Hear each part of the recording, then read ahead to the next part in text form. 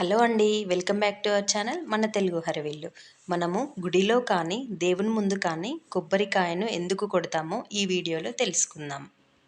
సర్వదేవతలను పూజించే సమయాల్లోనూ, యజ్ఞ హోమాదుల్లోనూ, కొన్ని శుభకార్యాల్లోనూ కొబ్బరికాయను కొట్టడం తప్పనిసరి.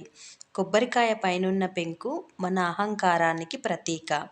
ఎప్పుడైతే కొబ్బరికాయను స్వామి ముందు కొడతామో మనం అహంకారాన్ని వీడుతున్నామని, లోపలున్న తెల్లని కొబ్బరిలా మన మనసు సంపూర్ణంగా స్వామి ముందు పరిచామని, తద్వారా నిర్మలమైన కొబ్బరి నీరులా తమ జీవితాలను ఉంచమని అర్థం.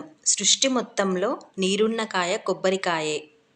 కొబ్బరికాయ అంటే మానవ శరీరం అని అర్థం.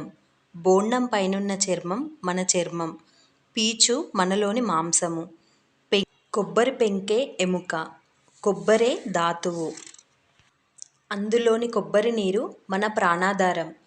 కాయ పైనున్న 3 కళ్ళు ఇడ, పింగళి, సుషుమ్న అనే నాడులు. అలా కొబ్బరికాయ అంటే మానవ శరీరం. అందుకే మనము దేవుడి ముందు కానీ గుడిలో కానీ కొబ్బరికాయను కొడతాము.